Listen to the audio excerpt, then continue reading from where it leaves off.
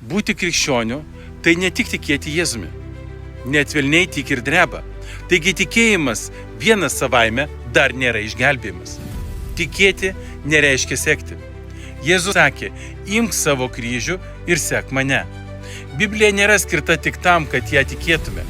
Ji skirta tam, kad pagal ją gyventume. Tai gyvenimo būdas, kiekviena diena, net kai to nesinori. Reikia atsisakyti savo ego, savo nuodėmių, savo norų. Mylėti Dievą labiau nei nuodėmę. Nekęsti nuodėmės taip, kaip Dievas jos nekenčia. Nes nėra išgelbimo be pasikeitimo. Jei tu sakai, sekantis Jėzų, bet per daugelį metų tavo gyvenimas visiškai nepasikeitė, galbūt tu tik tiki juo, bet dar nesi sekantis Jėzumi.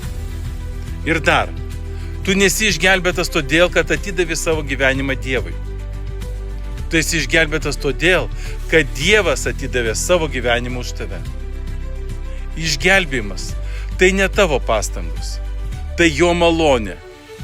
Bet tikra malonė visada keičia širdį. Ir kai širdis pasikeičia, keičiasi visas gyvenimas.